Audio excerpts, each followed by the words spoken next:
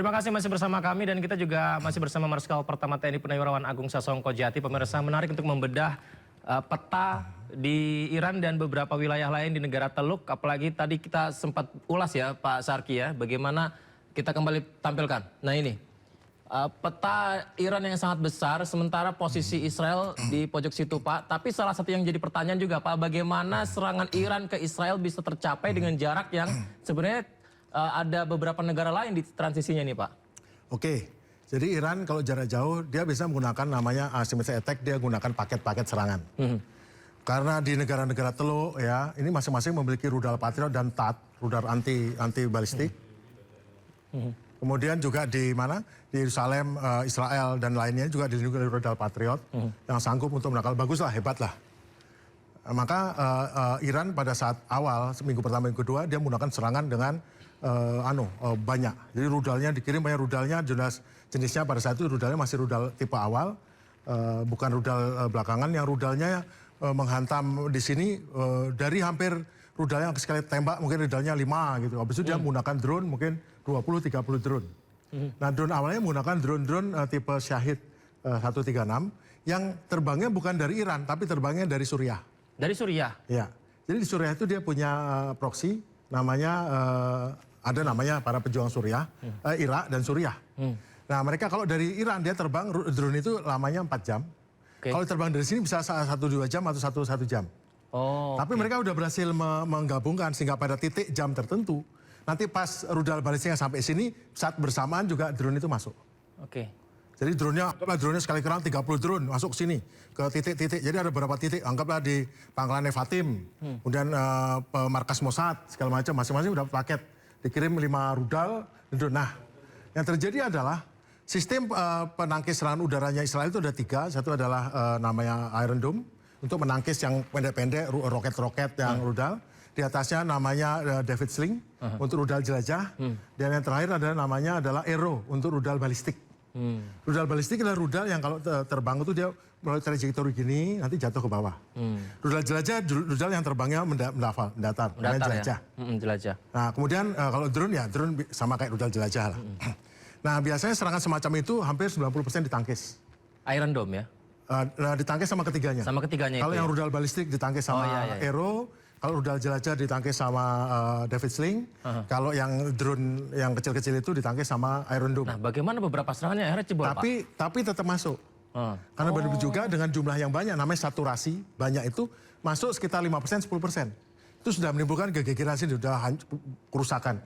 Bahkan pada saat serangan pertama, waktu yang membunuh Pak Ali Khamenei, Ayatollah Ali Khamenei, itu pada saat dia kembali ke sini, pesawat F-35-nya, pangkalan udara Nevatim itu sudah diserang sama rudal. Sampai orangnya nggak bisa mendarat. Memang tidak menghancurkan landasan, tetapi ledakan di pinggir landasan membuat landasannya kotor. Akhirnya mereka terpaksa mendarat di David Trump, namanya pangkalan yang lain. Mendarat di pangkalan yang lain. Dan tapi begitu hari ke hari, makin lama kan habis nih. Serangannya kirimnya makin banyak, makin sering. Dan kirimannya itu juga tidak saja berguna untuk menghantam sasaran, tapi juga untuk membuat atrisi. Jadi makin lama makin cepat habis itunya. Stres kan? Bukan saja di sana, yang diserang juga pangkalan-pangkalan ini.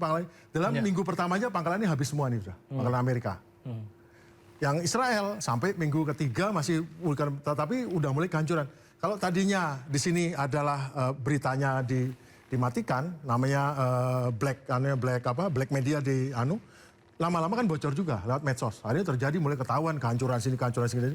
Dan itu yang paling menakutkan bagi masyarakat Israel adalah mereka nggak bisa tidur. Kenapa? Karena meskipun ada serangan utama ya, paket serangan, tapi secara berkala tuh mereka kirim 1-2 drone. Jadi setiap 6 jam itu orang harus masuk ke dalam perlindungan. Perlindungan nggak sama 3 jam, begitu keluar lagi, datang lagi alarm lagi. Jadi diteror seperti itu. Namun itu nggak keluar beritanya, karena memang dilarang untuk memberitakan. Dan ada juga berita yang menarik lagi, sejak hari kedua serangan, tanggal 28, tanggal 29, pasukan Hezbollah di sini, di Lebanon, itu sudah melakukan serangan Israel. Selama hampir 2 tahun terakhir, Hezbollah dianggap sudah nyerah, kalah, hancur. Masih sering diserang-serangin. Tetapi pada tanggal 29 itu serangannya demikian hebatnya setiap hari, dengan ratusan roket, dengan rudal, Dan bahkan pasukannya Hezbollah khusus Hezbollah itu berhasil merontokkan tank-tank Merkava Israel. Makanya Israel jadi kalap, nyerang, termasuk korbannya adalah pasukan PBB kan. Itu kenapa? Karena dia diserang habis-habisan dan sampai kepala staf Angkatan Darat Israel mengatakan kita ini kalau kita nggak rekrut orang lagi kita kalah. Kita akan kalah. Jadi pada sebulan setelah pertempuran itu sudah mulai kesulitan orangnya untuk mengganti orang yang bertempur, dia harus jaga Gaza, kemudian diserang macam-macam. Nah itu kesulitan karena kan banyak kan conscript itu pasukan cadangan kan. Mereka harus kerja lagi, kalau enggak kan dia bermasalah dengan bisnisnya. Wah itu jadi masalah. Nah namun Israel kan nggak boleh berlagak lemah itu. Dia nyerang terus segala macam soalnya nggak terjadi apa-apa. Tetapi itu tidak baik-baik saja Israel. Nah yang terjadi adalah sampai minggu kelima itu sudah di sini sudah hampir habis nih. Makanya sekarang serangannya kan sering klaim itu serangannya dari Iran itu sekarang sehari cuma 2 kali 3 kali loh, nggak seperti dulu kehabisan misal. Tidak, untuk apa? Karena makin hari serangannya makin canggih. Rudalnya itu makin presisi dan menggunakan rudal yang tidak biasa saja. Dia menggunakan rudal yang menggunakan hulu ledak banyak. Namanya Khaybar. Begitu. Jadi rudal balistik itu adalah naik ke atas sampai di apex, sampai ketinggian ke bawah. Nah, untuk Iran dia menggunakan roket kedua. Mempercepat lajunya sehingga tembus kecepatan hypersonik di atas 5 Mach. Kemudian setelah itu untuk Khaybar dia membuka depannya menyebarkan klaster-klaster. Sehingga turun ke bawah klasternya sampai 30 klaster. Bingung dong yang menyegat di mana. Karena biasanya kalau dia naik ke atas, turun ke bawah, wah dicanggong sama rudal penjegat, Patriot. Dar meledak nih tabrakan hancur. Ya? Nah dia sebar dar. Jadi jatuhnya kayak meteor gitu. Nah yang kedua rudal Fatah, personik. Hebatnya rudal Fatah naik ke atas, begitu ke bawah dia nyalakan roket kedua, kecepatan accelerate sampai 13 kali kecepatan suara. Yang terjadi dia bisa gini, belok kiri sedikit, belok kanan sedikit. Gitu. Tapi belok kiri sedikit 1 derajat saja sudah membuat ledakan penangkisnya 30 km jauhnya. Akibatnya dia praktis tidak bisa ditangkis. Dan ini yang mulai menteror sejak minggu ketiga pada saat itu. Jadi praktis sebetulnya bahwa belum cuma kan berita nggak begitu yang kita lihat. Tapi belakangan juga hanya kehancuran di Israel kelihatan kan. Nah seperti itu. Nah itulah yang membuat, tapi yang paling menakutkan adalah selain situasi itu adalah yang diserang pertama Haifa, kilang minyak. Ya. Dan di sini juga beberapa kilang minyak terganggu, nggak bisa lewat, dipegang sama Iran, harga minyak mulai naik di Amerika. Yang lebih menakutkan bagi Trump harga minyak naik, karena harga minyak naik akan menyebabkan inflasi, ujungnya resesi, ujungnya rakyat sana marah, ujungnya dia akan dimaksulkan kalau kalah Partai Republik pada pemilu pada bulan November nanti. Tadi disampaikan. Pak Sarki selain kesana juga Pak, kan tadi dijelaskan juga bahwa pangkalan udara Amerika di negara-negara Teluk ini ternyata juga diserang ya di awal-awalnya. Bagaimana kepercayaan negara-negara Teluk ini Pak, ketika sebenarnya pangkalan itu dibangun untuk memberi jaminan keamanan, tapi justru seolah itu menjadi ancaman baru? Nah gini, selama bertahun-tahun, selama 40 tahun terakhir, kan pemimpin yang ada di sini pemimpin tidak ada.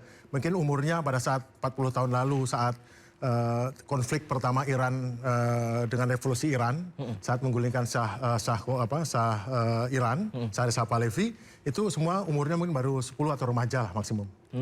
Nah sekarang mereka berhadapan dan selama hampir 40 tahun mereka termakan oleh propaganda tujuan bahwa Iran tuh orang yang meskipun mereka tahu orang itu pintar, tapi negara yang secara diplomasi lemah, secara militer lemah, secara lemah, dan mereka lebih powerful. Padahal mereka nggak sadar bahwa banyak daripada kerajaan-kerajaan di sini adalah kerajaan-kerajaan yang baru dimulai pada era Perang Dunia Pertama atau Perang Dunia Kedua atau bahkan tahun 60. Saat Inggris melepaskan beberapa dari menjadi kerajaan atau jadi keemiratan dan segala macam. Jadi nggak punya nasional identitas, status nasional itu agak kurang, apalagi banyak yang warga asing kan. Nah Amerika setuju setelah perang Irak Amerika untuk mengamankan karena takut sama Saddam Hussein waktu itu untuk bikin pangkalan-pangkalan. Nah yang terjadi adalah kemarin justru malah rudal-rudal yang dibeli untuk melindungi negara itu sendiri dipakai untuk melindungi pangkalannya Amerika. Ya kebalik. Dan itu tidak berhasil juga. Dan pada saat mereka dihabis-habisin oleh Iran diserang, yang diserang sih sebetulnya pangkalan Amerika. Tapi saat diserang juga beberapa instalasi yang terkait dengan Amerika, nggak berdaya apa-apa. Sekarang sebagian negara yang akan bertahun-tahun lagi bertambah dengan Iran, milih apa? Milih bentrok dengan Iran atau milih damai dengan Iran? Nah, kalau dia milih damai dengan Iran, berarti dia sama Amerika nggak bisa terlalu dekat kan? Nah, kemungkinan beberapa ini akan tidak akan atau berbeda lah. Jadi status Amerika di Timur Tengah sudah berbeda. Sudah tidak lagi Amerika pelindung, mungkin hanya partner bisnis atau mana, tapi Amerika nggak bisa lagi karena Amerika sudah turun. Sudah turun levelnya sebagai yang memang kelihatan canggih, ternyata karena kesalahan, jadi dia menyerang Iran itu kesalahan. Jenderal-jenderal Amerika mengatakan jangan diserang Pak. National Security Agency, NSA, intelijen mengatakan jangan diserang. Mereka tahu setelah diserang Iran akan tidak bisa apa-apa balas. Tetapi setelah itu juga belum tentu rejimnya berganti. Mereka tahu situasinya. Bahkan saya yakin juga intelijennya Israel juga tahu. Tapi kan pemimpinnya orang tua semua nih. Trump umurnya mungkin 80 ya. Kemudian ini juga umurnya mungkin 76. Yang mereka sudah bertahun-tahun punya asumsi ini harus dilaksanakan. Ya akhirnya karena dia kepala negara, maka ya militernya ya menyetujui untuk menyerang. Meskipun perhitungannya tidak seperti itu. Tidak akan sukses seperti itu. Jadi sekarang statusnya Amerika yang terdesak. Dia mau perang terus, dia rugi. Kalau dia hentikan, harus dengan cantik exit strategi. Makanya dia perlu, blokade berhasil. Cina minta, dia sudah tidak akan mengirimkan senjata ke Iran. Tetapi dia minta dibuka, kita setuju. Akhirnya nanti dibuat perdamaian. Padahal statusnya tetap Iran sekarang sebagai penguasa ataupun adidaya baru atau regional hegemon atau regional dominan di Timur Tengah. Dari negara yang dianggap remeh sama orang-orang di sebelah kiri ini, jadi yang tidak bisa dianggap remeh lagi. Ini harusnya berjalan biasanya bertahun-tahun ya. Tapi kita beruntung di era sekarang bisa melihat sesuatu yang perubahan yang cepat. Kalau Inggris, dia perlu bertahun-tahun dari adidaya menjadi biasa-biasa. Amerika perlu bertahun-tahun dari biasa-biasa menjadi negara adidaya. Iran dalam flip hanya sekian bulan tiba-tiba menjadi tampil sebagai negara adidaya baru. Negara yang kuat, berani, tangguh, dan bisa mengancam Amerika dengan keahliannya untuk memainkan peran ekonomi ini. Yang juga menjadi pertanyaan Pak, mengapa ada ranjau di laut yang kami dengar beritanya, kemudian ada rudal-rudal dibangun di bawah pegunungan ini, kemudian seolah-olah semua itu sudah lama ditanam. Padahal kan ini juga mendadak Pak ya, peristiwa serangan ke Iran ini Pak ya. Iran sudah siap 20 tahun lamanya.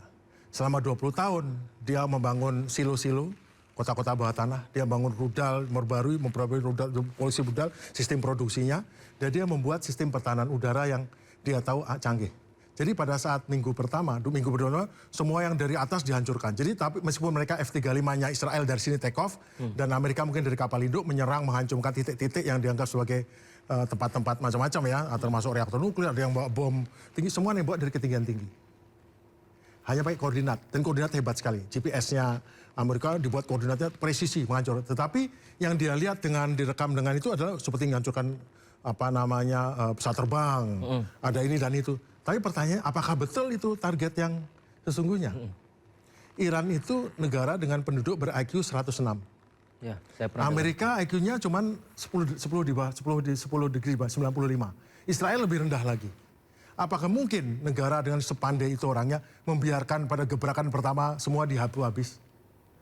Diketahui ternyata sebelum perang Iran membeli banyak sekali decoy. Decoy itu adalah senjata instalasi samaran. Radar samaran, pesawat samaran, semua samaran yang di dalamnya ada pemanas biar kelihatan mesinnya nyala. Dan juga dipasang radio pemancar yang bisa kelihatan itu seolah berfungsi. Jadi menipu rudal serangan ke Iran? Karena apa? Karena ternyata sebulan setelah itu pada saat ternyata terbersit, Iran langsung mulai mengingatkan radarnya itu dinyalakan di sini, di puncak-puncak gunung ini. Dinyalakan, habis itu disembunyikan lagi. Dinyalakan, dengan dinyalakan kan tahu, ketemu dia menyerbu ke sini, mau nyerang manapun, loh ada radar. Nah begitu ada radar, dulu sasaran kita benar nggak? Maka otomatis dia, kita sekarang kalau nyerang kita ketinggian rendah ya. Ketinggian rendah lah. Mereka yakin bahwa sudah dihancurkan, tapi kok ada radar nyalakan, ini nakut kita. Nah saat ketinggian rendah, dia bertemu dengan, di bawah 15.000 kaki, ketemu dengan sensor inframerah, namanya infrared sensor and tracking. Yang bisa melihat 50. Jadi radar dinyalakan, betul pesawat dari Israel nyerbang ke sini, ditangkap radar, dia sadar radar. Wah harus dihancurkan radar itu. Dimatikan, tapi dari titik koordinat ini langsung dilemparkan ke sini, ke sensor-sensor inframerah untuk mulai ditangkap. Mulai ditangkap langsung diikutin. Nah mereka terbang rendah. Di tengah rendah mereka ketemu dengan namanya rudal udara-udara tapi berbentuk drone, namanya rudal 358. Rudal 358 ini dia menggunakan mesin jet, jadi kecepatannya nggak tinggi-tinggi, mungkin cuma 400-500 km per jam. Dia pakai roket naik, habis itu nyala mesin jet, pakai mesin jet dia muter-muter. ketinggiannya 10.000 kaki lah. Tapi itu pesawat ini mau turun, mau menghancurkan sasaran karena harus hancur nih sekarang. Kalau dulu mungkin pura-pura tuh kita hancurkan, kita biar kelihatan ya sasaran itu. Ketemulah pesawat F-35. Salah satu pesawat F-35 ketemu sana, ketemu dengan rudal itu dikejar, ya nggak jatuh. Tapi meskipun nggak jatuh, yang terjadi adalah apa? Dia harus mendarat darurat. Itu pertama kali F-35 kena. Dan selanjutnya ada misi untuk, kayaknya misinya Trump untuk ke Isfahan mau ngambil apapun uranium ya. Reaktor. Pada hari itu yang terjadi, kita nggak tahu apa yang terjadi. Ada satu F-15 jatuh, ada satu Thunderbolt A-10 jatuh, ada 2 Hercules jatuh, ada 1 Hercules khusus jatuh, ada helikopter 4, total 8 pesawat. Totalnya hampir $600 juta. Hampir 10 triliun terbang. Mungkin kelihatan biasa, alasannya, kita kan untuk menyelamatkan pilot, kita korban banyak, nggak masalah. Masalahnya pilotnya jatuh dekat sini, pesawatnya jatuh 200 km, mosok menyelamatkan pilot 200 km jaraknya. Berarti kan ada misi untuk kayak Isfahan. Tapi nggak tahu, kita belum tahu. Nanti kelak mungkin di kemudian hari akan tahu. Tapi yang jelas sekarang itu gagal. Nah pada saat gagal itulah Trump mengatakan, mari kita gencatan senjata 48 jam. 48 jam itu adalah waktu yang dibutuhkan untuk search and rescue, penyelamatan, pertolongan. Oh gitu. Ditolak sama Iran. Tapi saat itu ribut lah, jadi pertempuran di sini. Tapi habis itu tiba-tiba secara ajaib, pasukannya berhasil diangkut pakai pesawat CN-295. C-295. 3 pesawat ngangkut. Loh, kalau pesawat yang lain ditembak jatuh, tiba-tiba disebut C-25 kayak nggak ada apa-apa. Berarti kan sudah kayak ada semacam perjanjian. Ya kita nggak tahu ya. Kita tahunya adalah mereka sudah ditembak jatuh banyak, tiba-tiba bisa diangkut dengan tenang dan damai pakai 295, nggak ada apa-apa, aman. Nah, nggak apa-apa, tapi kan kita bisa memperkirakan, ini kayak sudah mulai deal. Nah, pada saat itulah mulai perundingan untuk ini. Serangannya masih jalan. Yang ini bukan sih Pak, yang pada saat itu ternyata Israel menyerang Lebanon pada saat itu, bukan Pak? Yang posisinya pada saat itu. Bukan. Saat ternyata akhirnya kan, ayo kamu bikin damai, nggak mau 48 jam. Ayo kamu tak perpanjang lagi ya, 2 hari lagi gitu kan. Sudah habis waktunya yang ancaman 10 hari itu. Kemudian sama Amerika, ya udah Amerika ngajuin 15, nggak mau, saya nggak mau nih. Terus habis itu orang Pakistan bilang, ini kamu kasih syarat aja berapa deh, pokoknya yang penting syarat, dikasihlah 10 syarat poin itu yang isinya macam-macam menguntungkan Iran. Sama Trump langsung, oke, pakai ini. Kita jadi ketemu di Islamabad pakai yang dari Iran. Loh, kan Irannya kaget. Dia nggak nyangka itu diterima. Ternyata ya udah, diterima, setuju. Artinya apa? Berarti udah desperate dong. Ya, kalau ditolak, nanti malah nggak jadi. Jadi Amerika yang butuh itu jadi. Berangkat ke Islamabad. Di Islamabad, perundingan menggunakan 10-nya Iran ini. Tapi ada macet sedikit di uranium. Yang 5 tahun sama 20 tahun. Itu yang pertama. Yang lain nggak terlalu penting 5 tahun, 10 tahun. Tapi sama Trump, udah nggak usah lanjutkan. Nah, dilala kok tadi pagi atau tadi waktu kemarin kita, tapi waktu paginya Amerika bilang, wah ini kita perundingan lagi deh, saya kan nggak pakai syarat deh gitu. Trump akan mengatakan dia akan berunding sendiri. Artinya kan dengan itu tinggal dikasih tengah, ketemu deal, nanti dia bisa klaim ke rakyat Amerika atau ke dunia. Kita berhasil tuh, kita kasih blokade, 6 pesawat kapal nggak bisa lewat. Cina sudah mau nggak mendukung Iran, meskipun Cina nggak ngomong gitu kan. Kemudian dan berhasil kita berjanjian, lihat tuh, mereka uraniumnya bisa ditunda nih gitu. Jadi seperti itulah cara kerjanya, diplomasi, militer, ekonomi, gitu cara mereka bargaining itu. Namanya koersif diplomasi, seperti pertanyaan Mas, itu koersif diplomasi seperti itu. Kadang kita mukul, habis itu nawar lagi, mukul, nawar. Nah masalahnya si pemukul itu sekarang kondisinya terdesak. Kalau dia mukul terlalu keras, nanti kerannya dimatikan sama Iran, dia malah selesai dia. Yang dipertaruhkan bukannya Iran mati semua, yang dipertaruhkan adalah Trump dimaksulkan atau di-impeachment. Kalau begitu pertanyaannya, kemudian Iran sendiri dengan kondisi yang seperti ini Pak, ke depan dia strateginya seperti apa Pak? Tapi dijawab setelah jeda ya Pak, kita akan bahas lengkap pemirsa, tetap bersama kami segera.